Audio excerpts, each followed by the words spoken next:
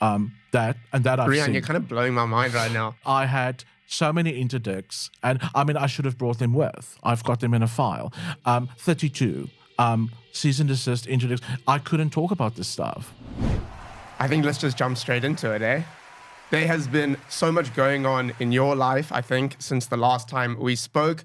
We have had 2 previous podcasts. This is the 3rd, which I think means that you're probably the most reoccurring guest ever on this show. Okay. I think so. I don't think anyone else has been on 3 times.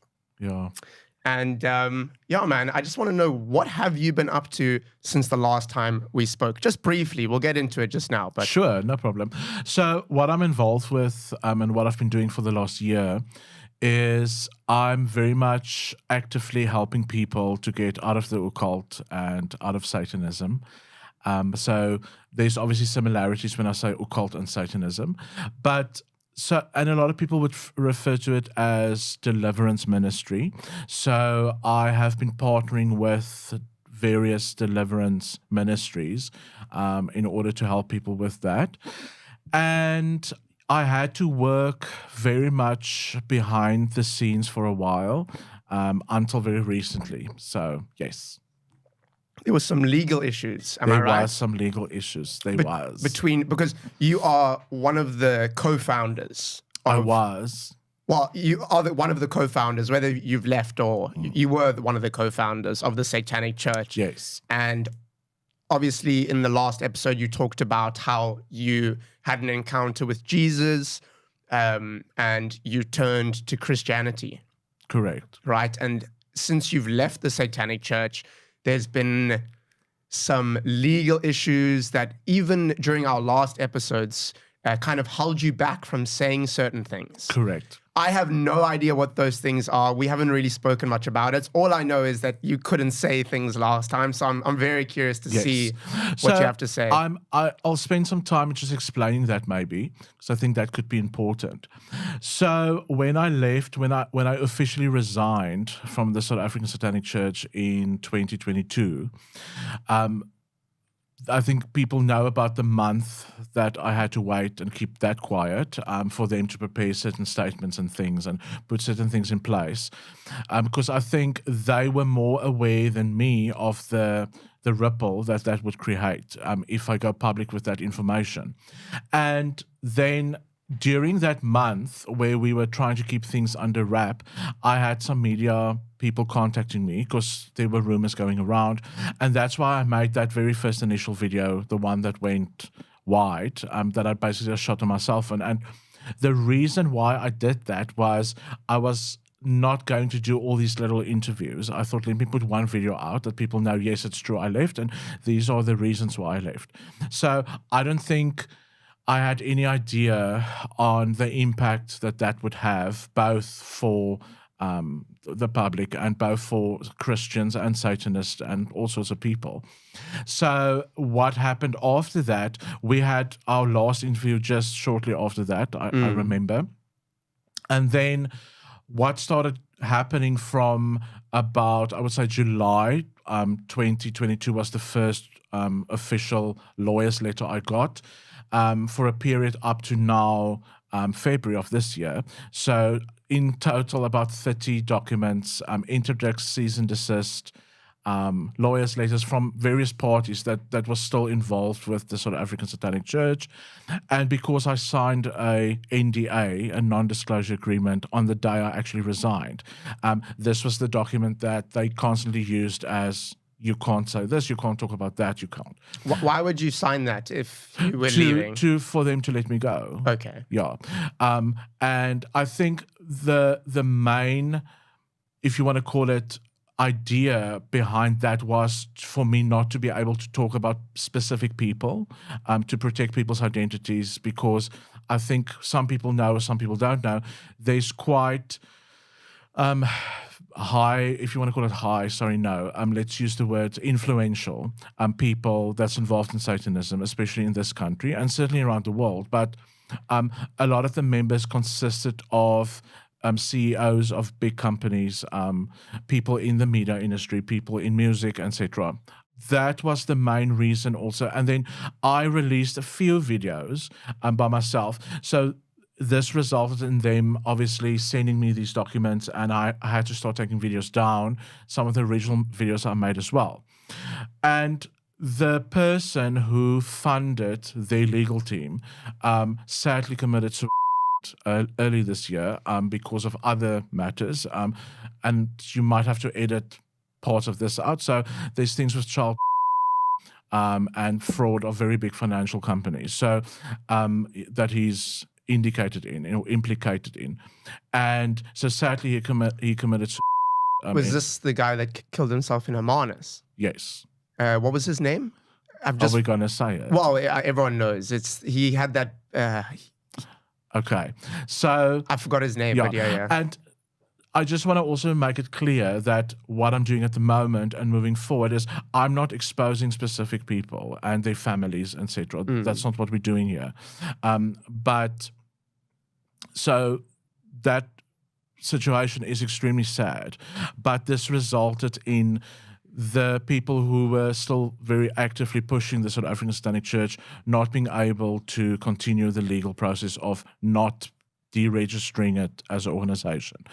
So together with a legal team that I've been working with for like about 8 months, we finally got it to a point where it's now being deregistered for the point that this NDA that I signed can no longer be in place, right? So now, because that is not in void, we can talk, and we are here, and I'm making content again. And I also just want to stress something is that this does not mean that the Satanism doesn't now exist anymore. I mean, Satanism has existed before the South African Satanic Church, and it will carry on existing. So that's not what this is about. So I'm not making a statement or an announcement that don't worry, there's no more Satanists. So wait, I'm a bit lost here. Okay. So you're saying that the Satanic Church doesn't exist in South Africa anymore? Yes, as an organization. Because a while ago when I contacted you, right, I messaged you maybe a year ago, a few months ago. That's right. Saying I'd like you to come back on the podcast. Yes. And one of the reasons was because online I was looking up the South African Satanic Church and I couldn't see it anywhere. I was looking on Facebook, I was looking for their website, and I couldn't find anything. So correct. It's non-existent anymore. Correct. Is it non-existent or as is an organization? But they're still practicing. Of course. So I know for certain that there's a self-styled group in Milnerton that they also have a premises. They have registered a business with it. They don't call it anything that you can, if you read the name, it will say Satanism. But everybody that goes there, everybody that runs it, they were members of the South African Satanic Church, and they are now carrying on with the rituals and stuff like that. And then obviously you have private groups and you have smaller groups of people, and you have people that also gather in groups up to 50 and 60 that are still doing the rituals and doing those things around the country. That's very much still happening.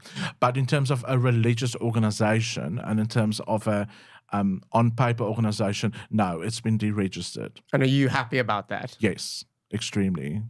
It's quite insane because, I mean, so I'm trying to process everything. There was a lot of information there. Means. But when I first met you, right, you were one of the leaders of the Satanic Church. And I mean, you were so engulfed in it. It was your whole life. It was your whole persona. It was your whole personality.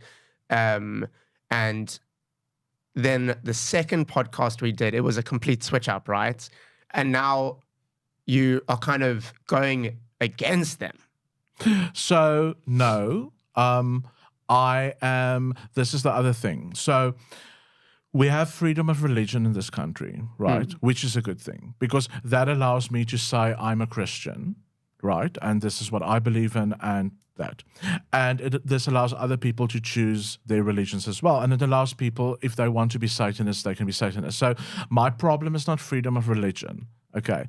My problem and my concern is that people are led into things in a deceitful way. So if you are a Satanist or if you are a satanic organization, but you're not transparent on what people are getting involved in when they join, that is my problem. And that I have seen. And sadly, I was part of that. Do you understand? So the work I'm doing at the moment and what I'm focusing in is to expose basically what the real agenda is behind Satanism, etc. So I'm not saying people are not allowed to be Satanist. I'm not saying people are not allowed to be Muslim. Because people are allowed, certainly. We have free will. My issue is the transparency. My issue is that the deceit. My issue is the way in which the satanic agenda is being pushed at the moment, and it's not done in an open way. So let's say, for instance, people would, or Satanists for that matter, would be open and say, if you join Satanism, you are eventually going to be required to do certain rituals. You are eventually going to be required to betray some people. You are eventually going to be required to do certain things for Satanism. But it's never said initially. Do you understand? And what are some of those things? How long do we have? Go for it. Okay. So what we also need to keep in mind here is that a lot of, and I was certainly one of these people. So a lot of people, when they get involved in Satanism, many of them actually don't believe that the devil exists. Many of those people actually say we don't acknowledge Satan as a being, we don't acknowledge that the devil exists, etc., etc. So as you get deeper and deeper into Satanism, and as you climb the hierarchy with certain things, which is how Satanism is structured, and you start doing certain rituals, the demonic sphere and the devil becomes more and more real, and that will start showing up. And there is absolutely no debate once you're in that deep that whether the devil actually exists or not. It's just the way that deceit works, and part of how that plan is structured, that it's based on deceit. And a lot of people, once they're in there, they actually feel they can't get out. I mean, even me, at the time I was getting out, I got death threats, many death threats. Pictures that were taken of me during rituals were suddenly everywhere. A lot of things. So a lot of things that you think this is a safe environment and these people are my friends and I can trust them gets used against you. And certainly I know because I also did that to other people. Do you understand? So the moment you hear a rumor of Jack and Sally wants to maybe potentially leave a coven or a chapter or a grotto or the Satanic Church, then we start using certain things to keep them to keep that discretion, for them not to expose other people, etc. So that I feel is very important to also explain. But there is certain rituals that you have to do as a Satanist, whether you like it or not. And I remember at the initial interviews that we had with potential members, we did mention this to them. We said to them, look, there's a lot of social things involved here. There's access to drugs and to sex and all those things as much as you want. And that's the if you want to call it the nice, fun aspect of it. But there is certain rituals you're going to have to do that would empower everybody as a group and things that you're going to have to engage with. And that was transparent to a degree, but we never gave people details and said, okay, so you're going to have to sacrifice animals, for instance. So last time you denied that as well, I think. That not the probably Satanic probably Church the first interview I did. Because see, that was part of it as well. My job description was to be on social media, be a spokesperson for Satanism and say that these are the things that will never happen in Satanism. That is satanic panic, etc., etc. And certainly that happens. So did you have to sacrifice animals? Yes. And what kind of animals are we talking about here? So again, there's different types of rituals for different people. So initially, we're looking at things like cats. We're looking at things like chickens, goats, that type of thing. That's shocking to me. I knew stuff like that happened, but it does. I did believe you when you said, because maybe I'm a bit naive sometimes. But I do believe, I tend to have a very believing nature. You know, I like to give people the benefit of the doubt. And it's nice to see that you're kind of opening up about that now, right? It's important, Josh, because I and this is the thing. I've been wanting to talk about this stuff for so long. And for a 2-year period, I started going to churches and people who supposedly are involved in deliverance and stuff and work with this stuff and say, do you want this information? Do you want photographs? Do you want? And I was willing to give people photographs where I'm incriminated, etc. And a lot of them were just simply not interested. And then as time went on, I was very clearly shown that this is what I'm going to have to do. If I want this information out there, I'm going to have to take that on. And at the same time, I was ridiculed by the Christian community as well. People extremely judging me and claiming I saw the false Jesus or knew as Jesus or whatever. I see a lot of that stuff online. It is complete blasphemy. And I also see people attacking you because you're gay. And yeah, so I mean, we can go very much into those things and all the answers I had to get on those things. But at the end of the day, that is blasphemy. It is blaspheming against the Holy Spirit. And if they are Christian, they will know what that means. But it's not for me to actually be angry at those people. Do you understand? So I have many times received scripture from God, and when I have certain times where I go through extremely difficult times because of those things, I'm constantly shown that this is what it is. It's not about you, it's about them. So you accept it. And it's been quite an intense journey. Leaving the South African Satanic Church, leaving Satanism as well, going through 9 months of deliverance, and now being on this side of the table. I want to go back a little bit, right? So just briefly, I want to know how you became one of the leaders of the Satanic Church up until now. So one day, I was running a shop in Oakdale in Belleville. This man walked in, the same man we talked about earlier, and he said to me that he wants to found the first satanic legitimate... Can you say his name? Everyone's going to know who he is. And he's passed away. Yeah, but he's family. Okay.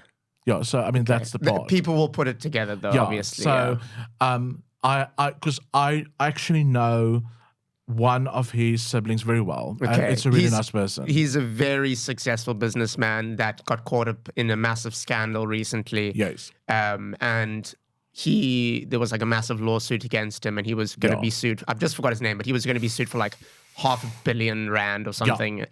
And there's other things as well. He ended up taking his life because of those allegations, and he was obviously guilty. Yeah. Okay.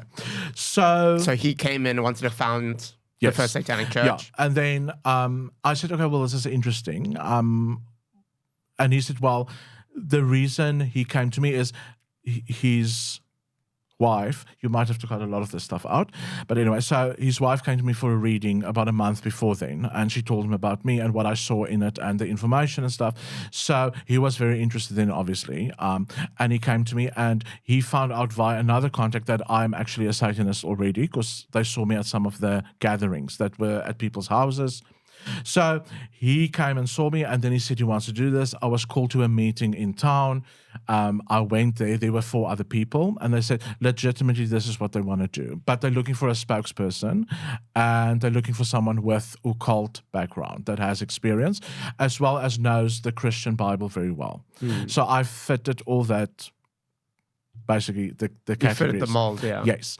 So, and then they asked me, what would you like to do that? And I said, well, this is the amount of money I'm making at the moment by myself. I would like to make double that. And it was immediately a thing of, cool, then that will be your salary. And within 2 months, we signed contracts and we set it up. We put it through the Department of Social Development. It went through, the rest is history, went public. So it was very clever in the sense that they never had to be the faces. Yeah. But they very much wanted a legitimized organization and for Satanism to become acceptable and for Satanism to be a recognized religion in the country. So that was the main thing for them. Why? Because of, if we look at, again, the satanic agenda, which we can go into if you want, because it's both international and locally. Yeah. It has a lot to do with money. It has a lot to do with power. It has a lot to do with the real information, and that's very little that is out there about Satanism, to counter that and to say, but it's illegal to say this and this and this about Satanism because we are Satanists and we are a registered organization, and that's slander and you can't say that, and this is actually what we do. So that was the main, it's PR. It was. Can you just tell me his name? I'll bleep it, I promise. Okay, sorry, it was driving me crazy. Yeah. I'll bleep that, I promise. You'll have to bleep out as well. Yeah. Okay, because people will know. Okay. Okay.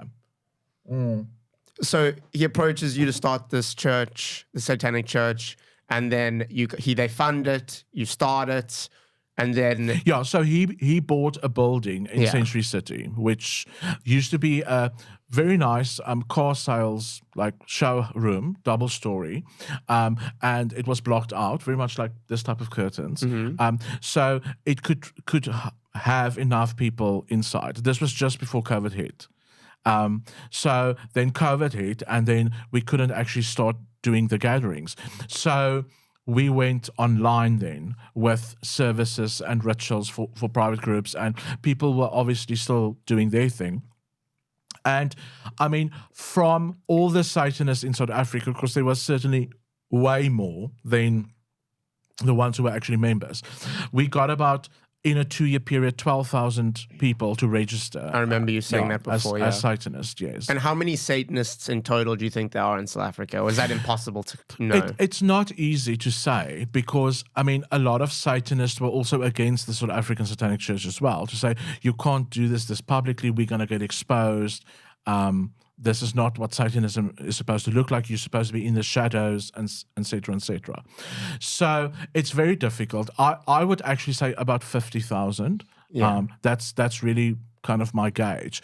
And I mean, the beautiful thing is, or the wonderful thing is, many people have left Satanism because of my testimony that time. And I'm not saying the majority. I'm just saying many people who have been in contact with me. Because again, a lot of people who are in it. Well, in it because of you. No. Well, some, I would suppose. But a lot of people who were deep into it. When you are that deep into it, you really believe that I can't get out of this ever. So when people saw that there is a person who can actually get out, do you see? Because it's part of the deception. It's part of demonic deception. It's part of the enemy's deception, is that you can never get out of things. You are bound. There's no way out. Do people feel like they can't get out because of the belief, or because there's actually a physical, real-life threat from other Satanists? Both. And I mean, once you do certain rituals and actual demons appear, that's what you're going to believe, right? And once you get tortured yourself by demonic entities is what happens with a lot of people when they do these rituals. And when they don't want to keep on doing rituals with blood to appease these demons, you get tortured. That is the reality. And I know this sounds like a movie, but this is literally the stuff I've seen. What's up, everyone? I hope you're all doing well. I have got a little announcement to make. So over the past few months, I've struggled quite a lot with YouTube demonetizing some of my biggest videos. And this has just made it really hard to make a sustainable living on YouTube. I've set up a YouTube memberships program, and this will allow you guys to support the show and get extra content at the same time. And how it works is there's 3 different tiers. For now, each tier offers the same perks, but I just thought I would add in the 2 higher tiers for people that are able to support the show more and that want to support the show more. But feel free to just go for the lowest tier. You'll get the same perks.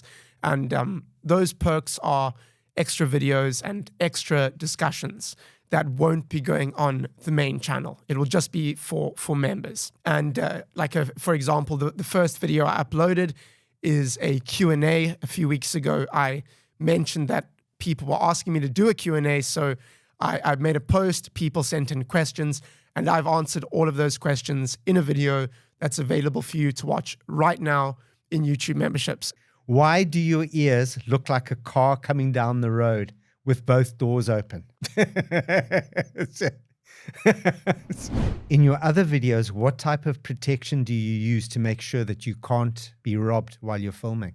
If someone else went into that area and tried to do what I was doing without the background and without the connections that I have, they probably would have been in danger. But a lot of the time, I go alone. That video is available for you guys to watch right now on YouTube memberships.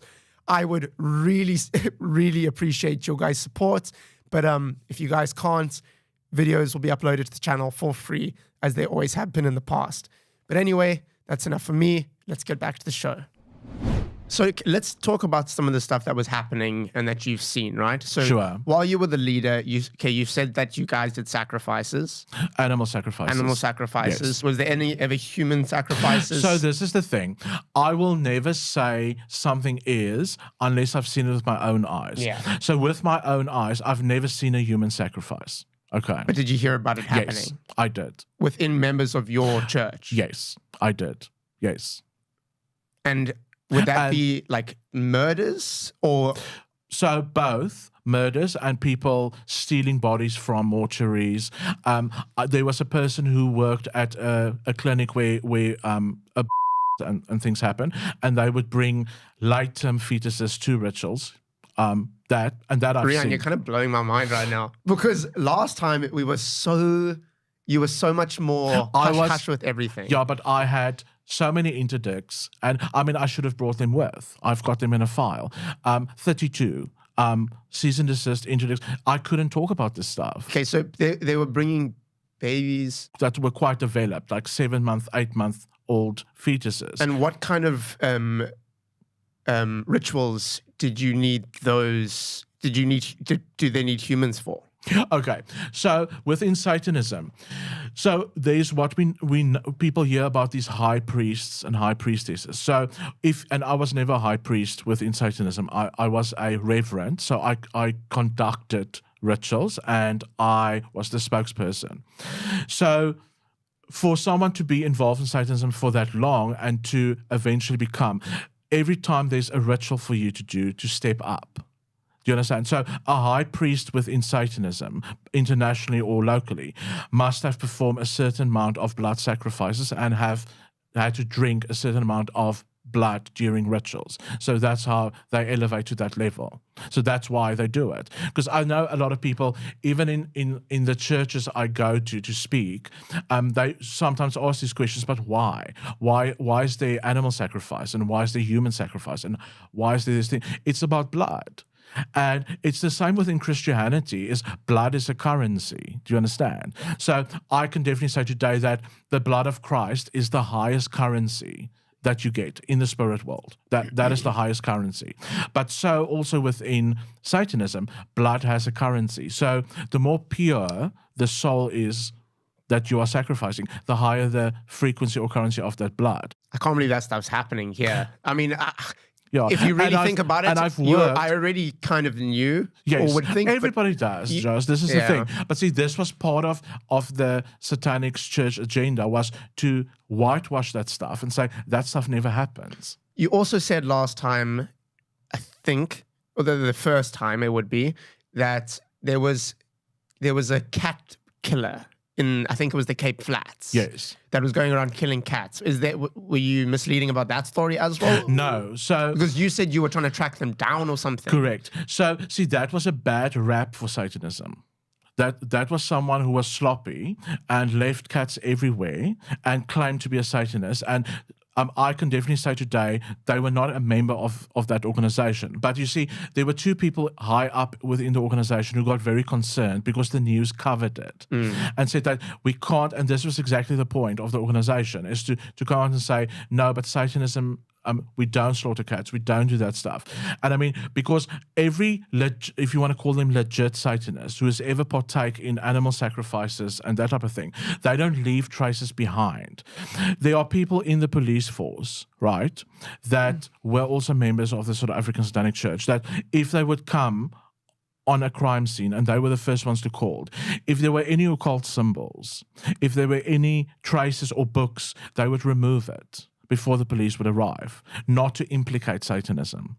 And there was a case where this guy went and he asked his family, and there was a policeman who came and he removed two things from that scene. Right? I interviewed a lady called Nicole Engelbrecht.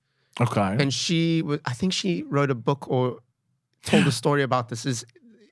So you say this person killed his family with an axe. He did. Is this quite a well-known story? Yes. So you're saying that police removed evidence from that scene? Not the police, someone who was linked to the police. Okay. Okay. And eventually called the police to come.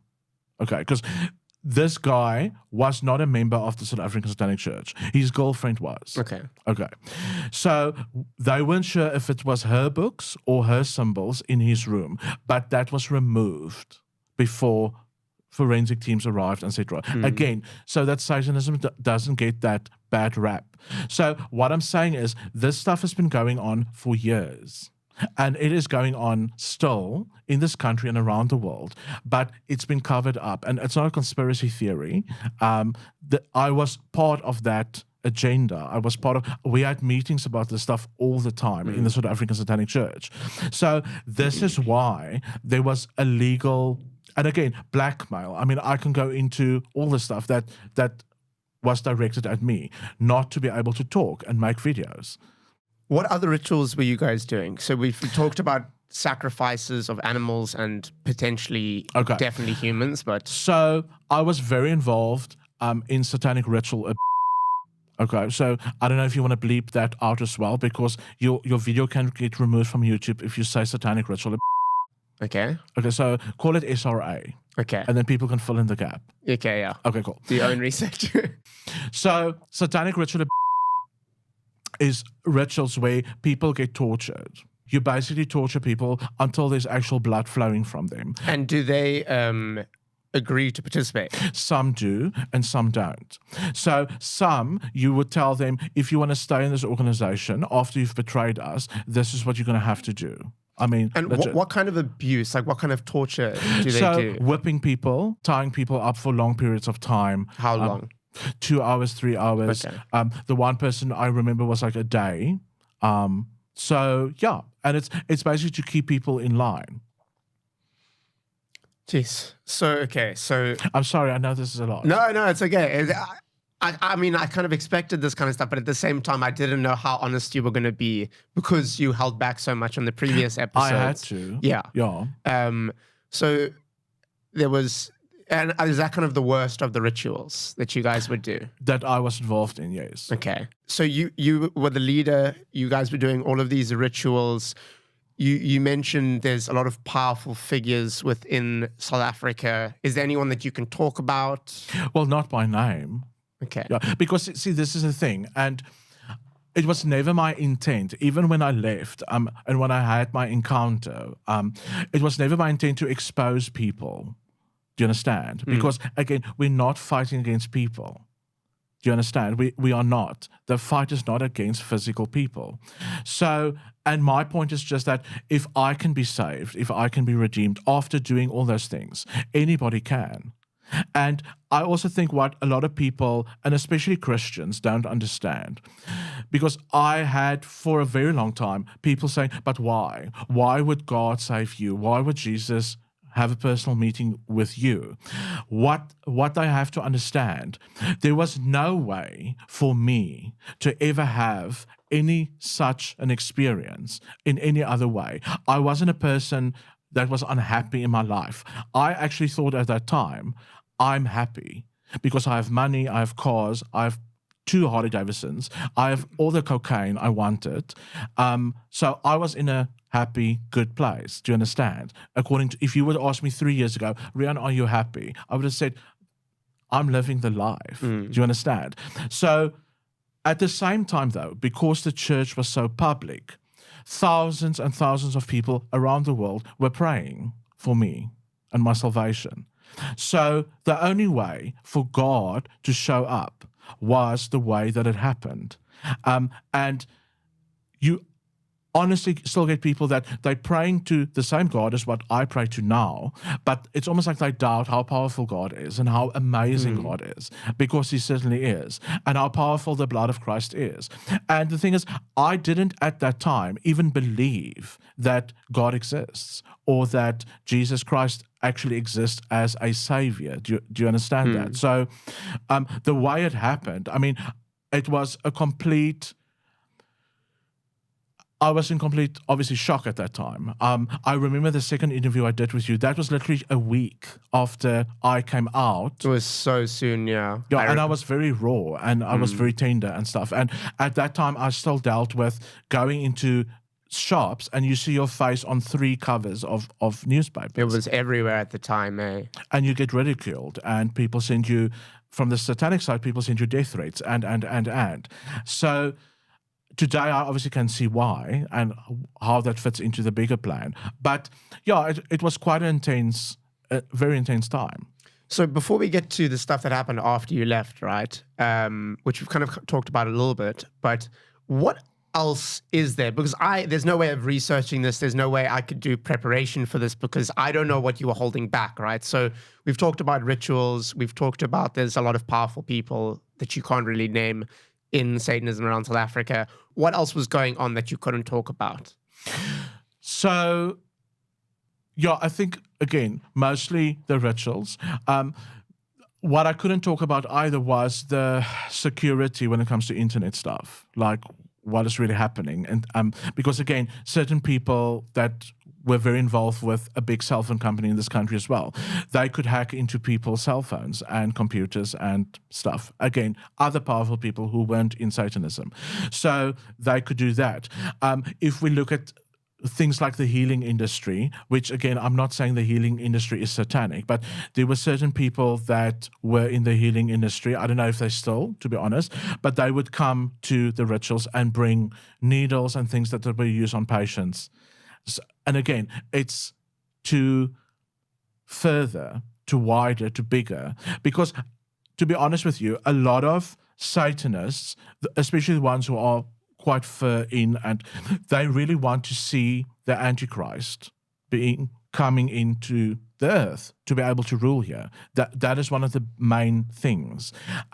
So because a lot of people still ask, but why? Why do people do this stuff? Why do they? Because they really believe that Lucifer is the guy who got the bad rap, who fell from heaven. He's going to rule here. He's supposed to. If we serve him, we have power here. This is the thing. It's all about power. And people are so blinded by what is really going on. If I look at the time I was doing psychic work, right, and you work with these angels and spirit guides, those things, and you see them, and you see into the spirit world and stuff. And I really thought I was seeing things accurately. And then when I left the Satanic Church and I left Satanism, and during that 9-month period where I went through deliverance myself, I had to go for deliverance, and people refer to it as exorcism or whatever. When I went through that stuff suddenly stopped. So suddenly I couldn't see things anymore, and I was actually grateful. And then last year, when it became clear to me that this is the work I'm going to have to do now, I said to God, look, I don't know if I can do this, and you will have to send people my way, etc.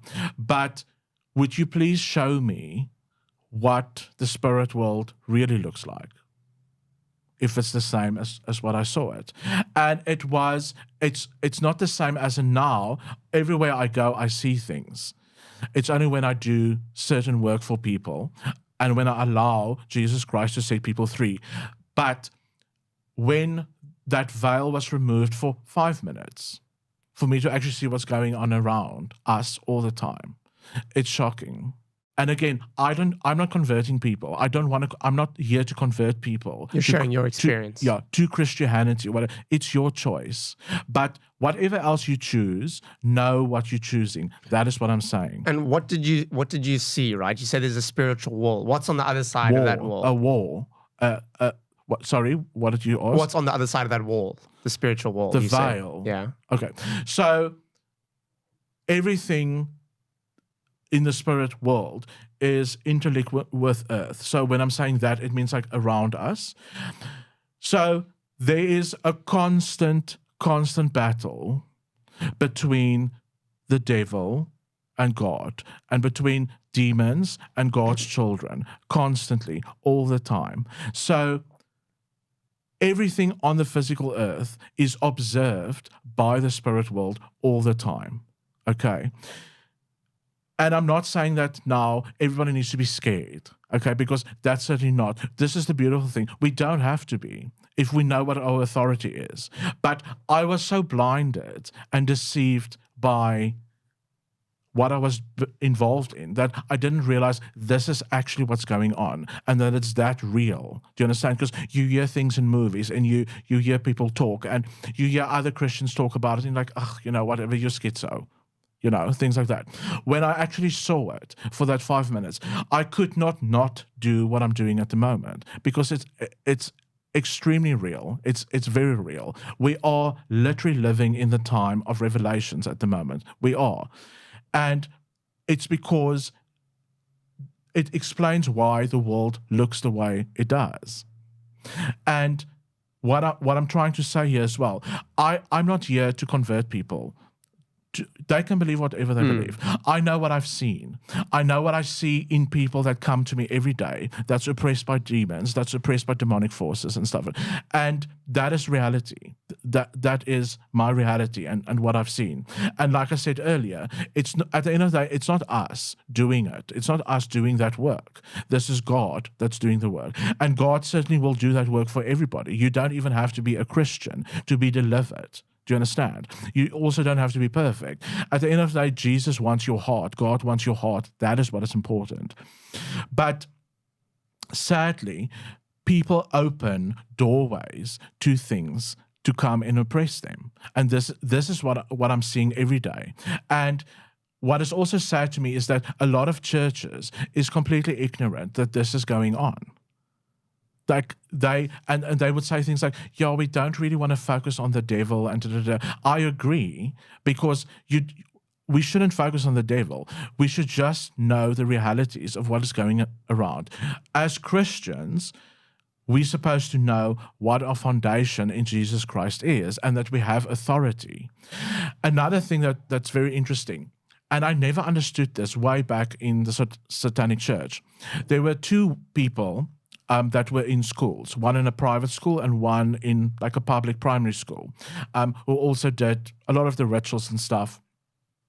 And at one stage, the focus was very much to hook young people in so that they can become involved in Satanism.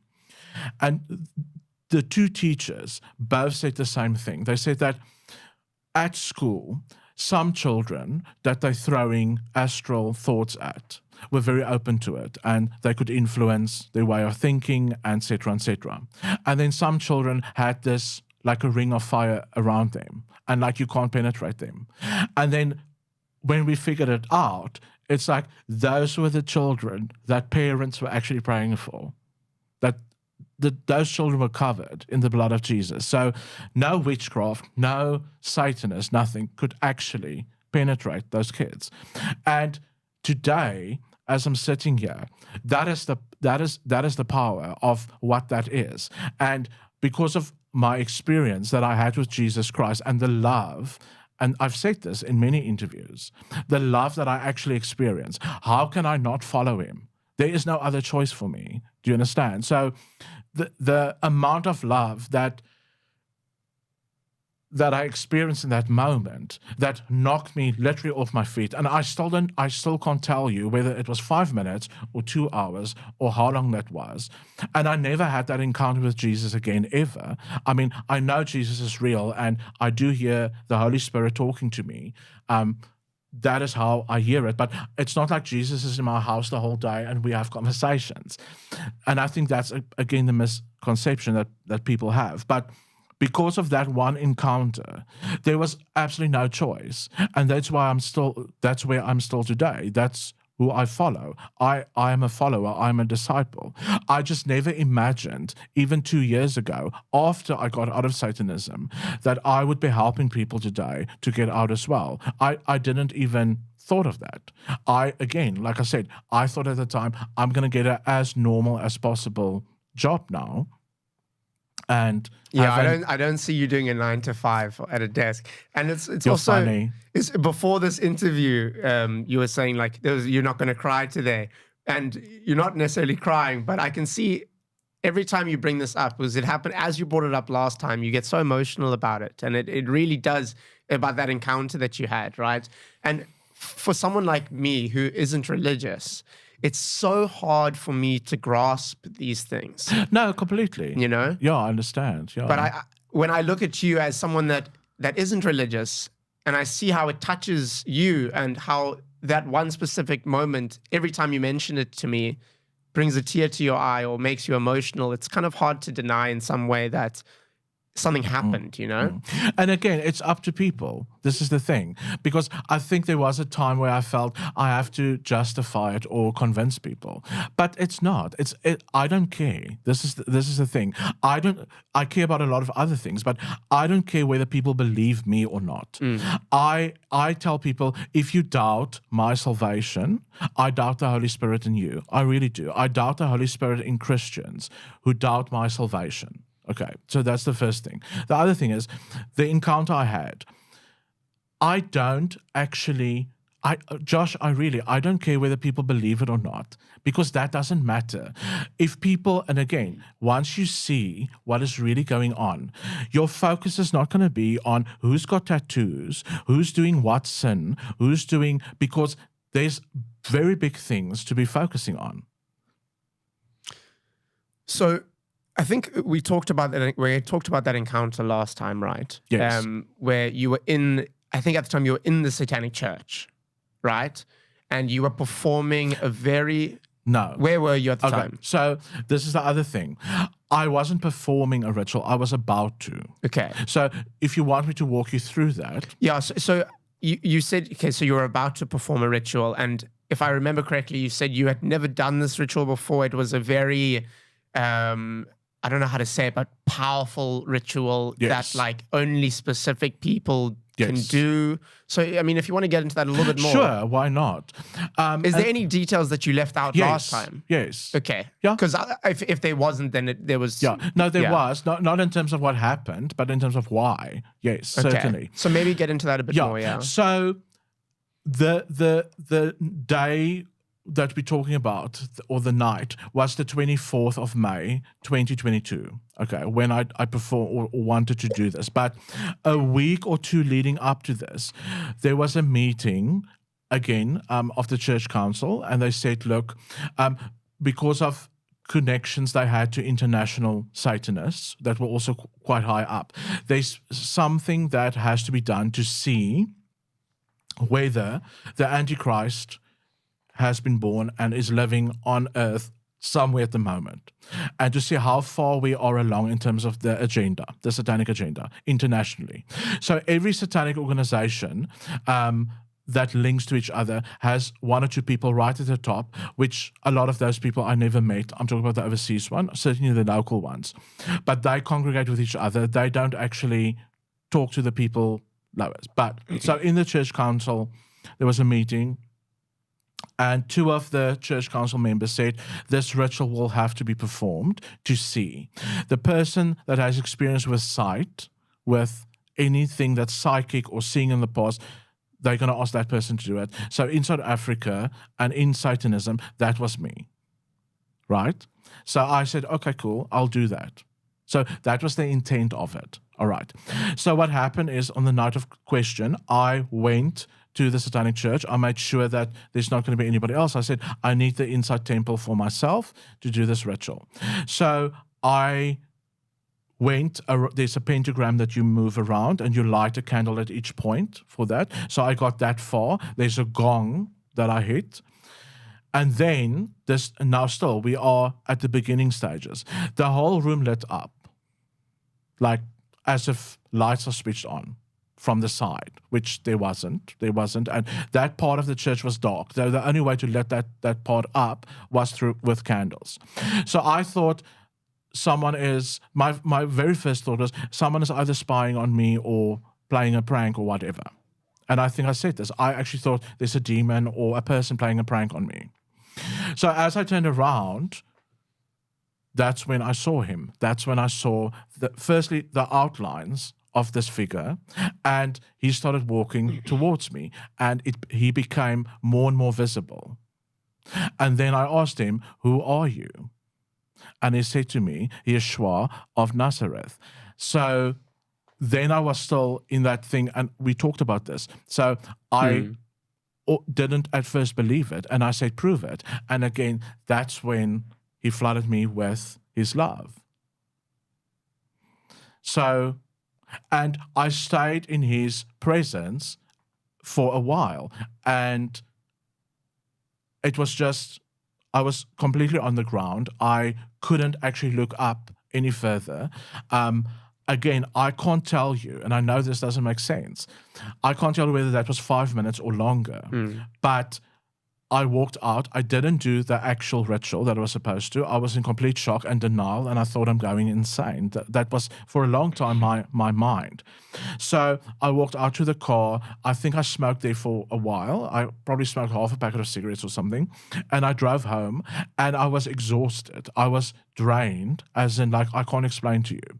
So that was for about a 2-day period. And then one morning, it was like 3 a.m. in the morning, I got woken up with a voice and said, go to the beach. And that's when I started having conversations with God about things. And a lot of things about my life, a lot of things about the world, a lot of the things about why I am where I was at that time. So I can just sit here today and say, number one, it's a miracle I'm alive sitting here. That is God. Do you understand? It's a miracle that I didn't kill another person or myself in the process. That is God's grace. And I know people are tired of me talking about God's grace, but people have no idea how much God loves this world. Like,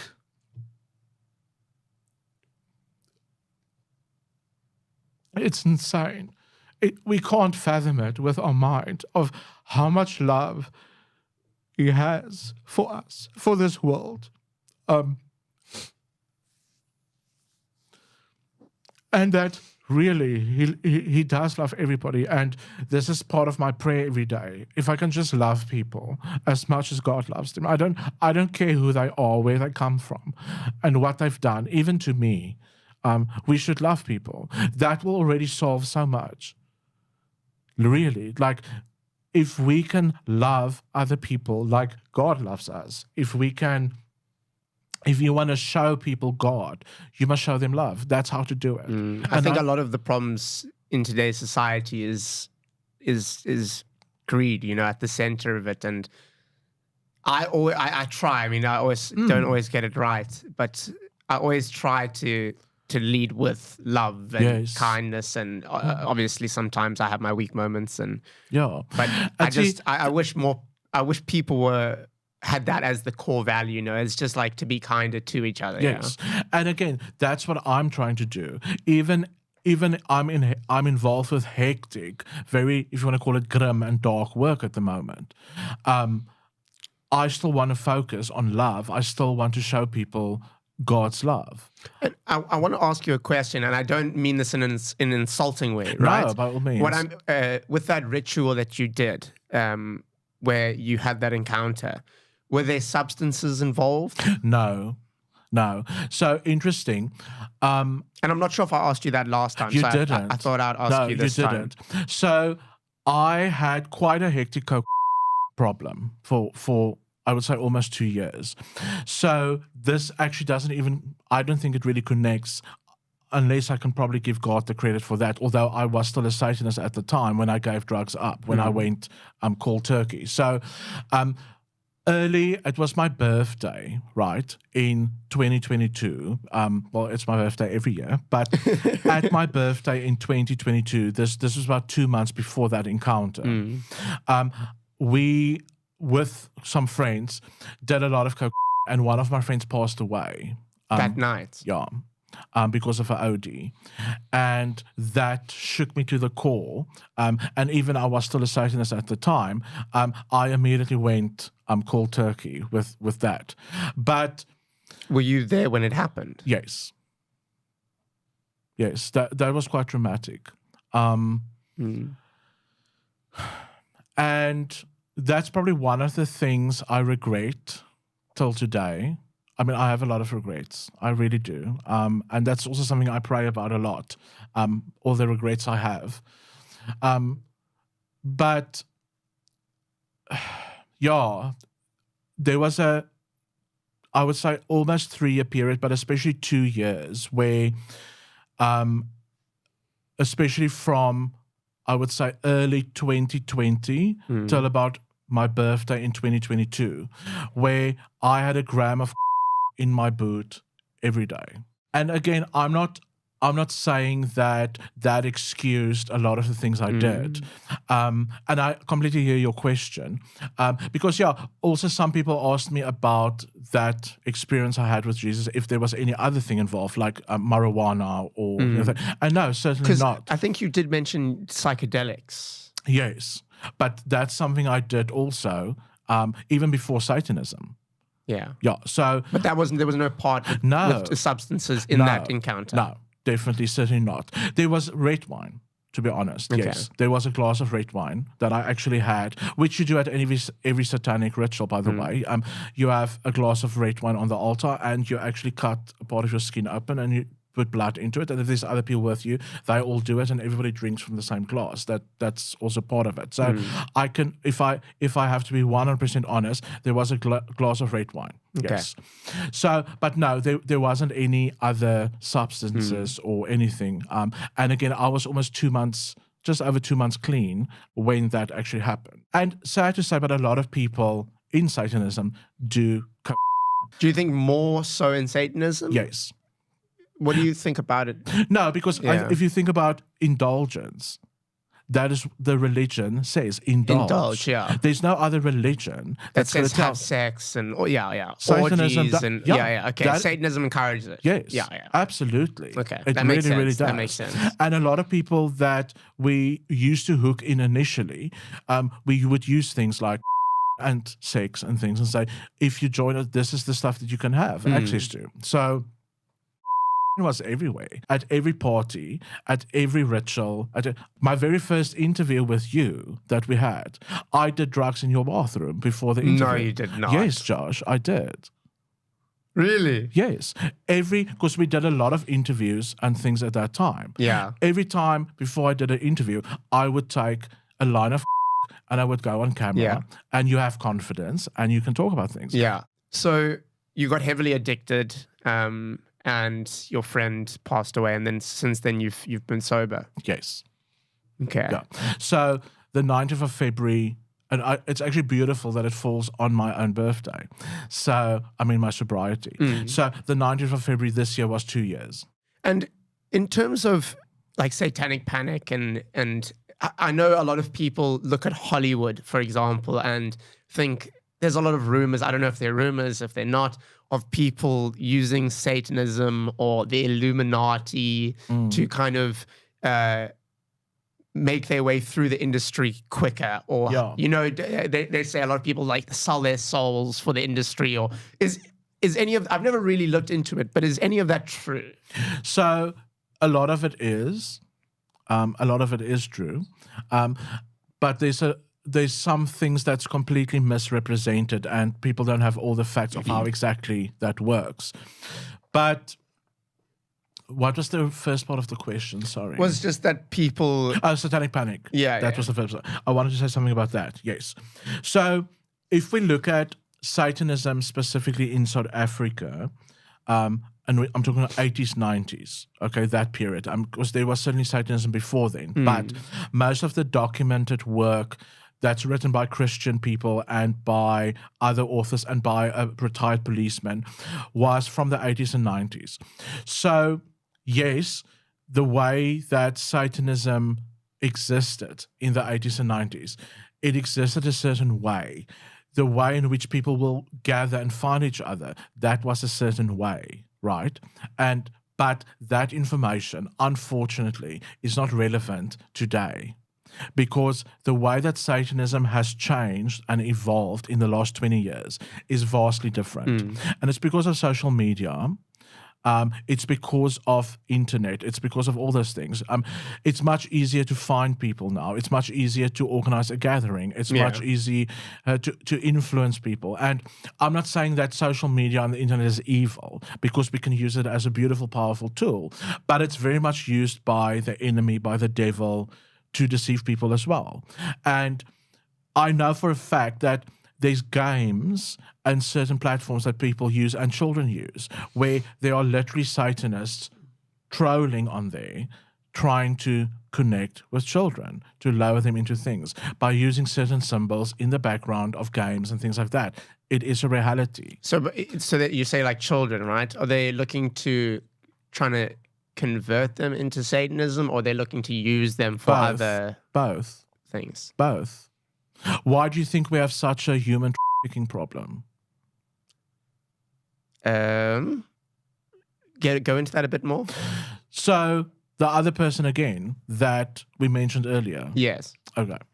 So Oprah Winfrey had a school here in South Africa, Oprah Winfrey School for orphans, quite a while ago, just years ago. He was very much involved with that as well. And the children disappeared from there. He was very much involved with that. Was this a scandal? Like, was this a known thing? Yeah. Go and Google it. So if I Google missing kids from Oprah's preschool, it will come up. In South Africa, it will come up. So what happened to those kids?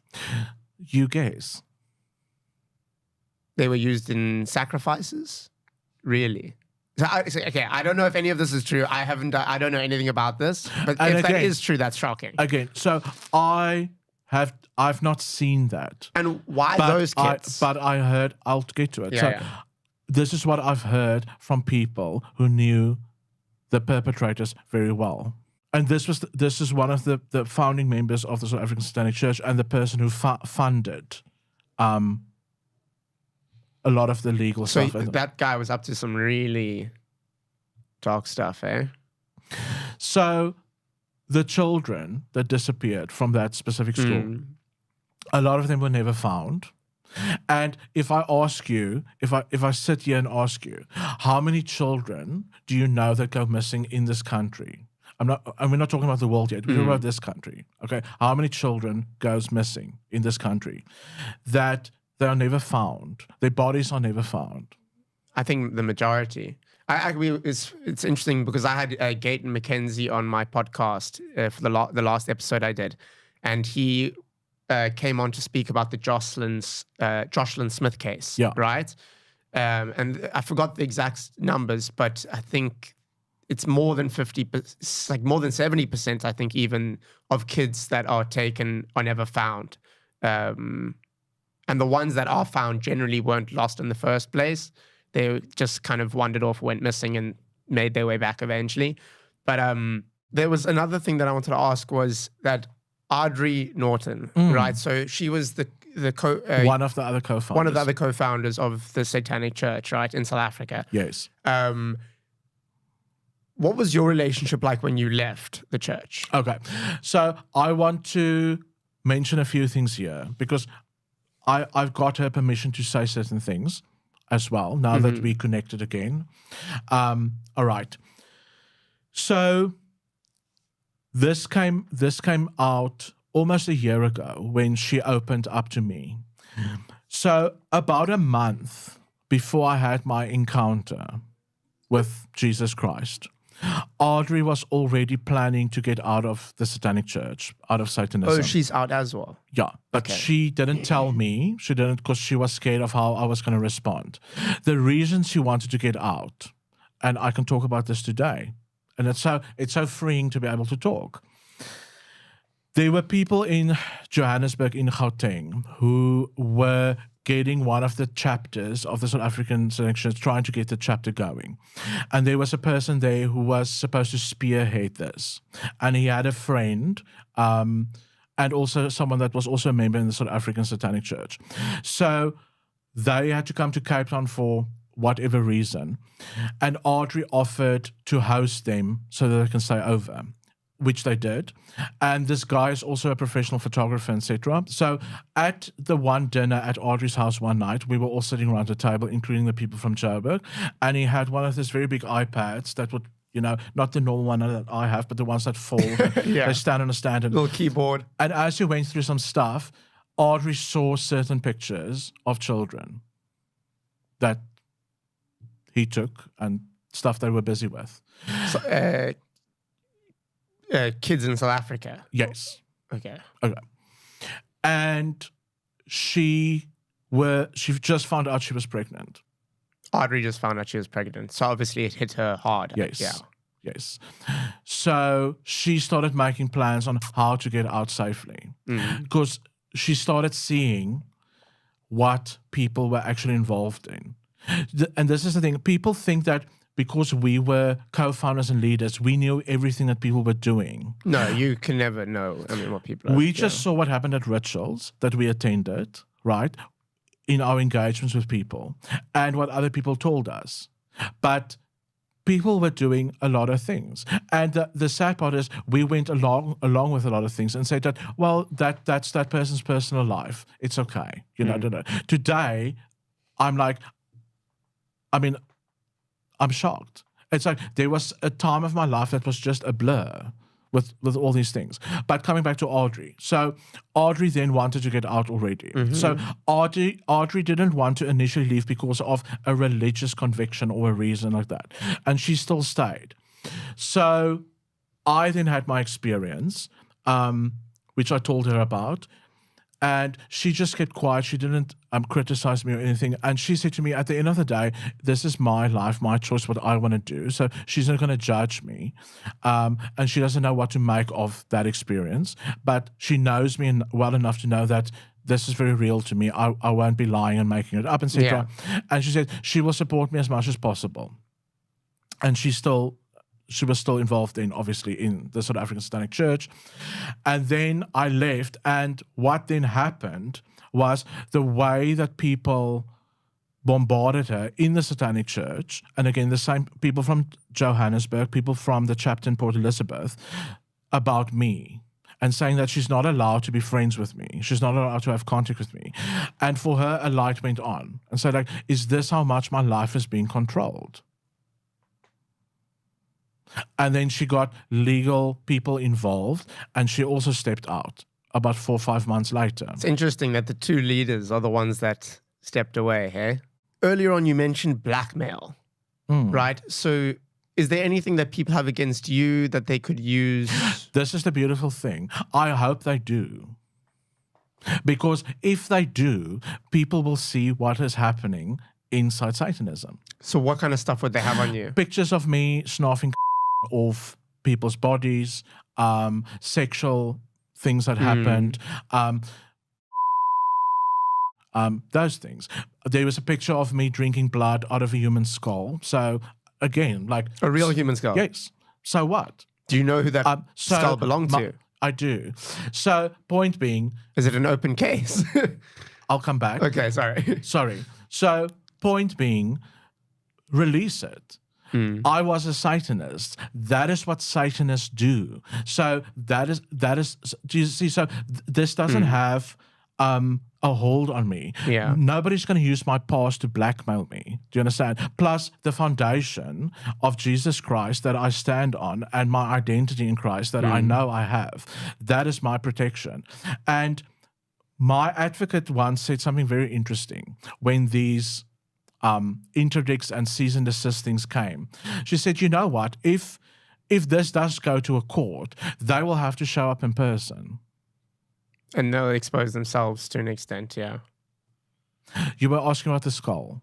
Who did it belong to? So the skull was taken from a lab in a university. Oh, so okay. I don't actually know but I know one of the students. The bodies are donated for science. Yeah. Yeah. So I know that specific skull, that is where I was in the picture drinking from that skull. That skull was taken from the University of Stellenbosch by an old student. Okay. So I don't know the person's name no, sorry. No, you don't need to. Okay. Yeah. I was just wondering if it was someone that was passed away or killed so a lot of the time I know at the universities, my friend was a doctor, bodies are donated, like people can choose to donate their body to science, or people like prisoners that bodies never claimed by family members are donated to science and medical research and for people to practice on. And yeah. Of course, yeah. Okay. I mean, I think that covers about most of it, I think. I mean, is there anything else that you want to say that we haven't really covered that you think is important? No, I think in terms of I think this was a very good looking at the last 2 years. Yeah. of what happened afterwards. Yeah. Amazing. Well, thank you so much, Rian, for coming down today. You're very welcome. It was long overdue. Yes, I know. For the 3rd episode. And thank you all for watching. I hope you enjoyed this episode of the Wide Awake podcast. And I'll see you all very soon. I've got some documentaries coming out. I went to Oranje. I did another gang documentary, but this time it's a very positive one. So yeah, I'm excited to release those. And then, yeah, I'll see you guys very soon. Cheers.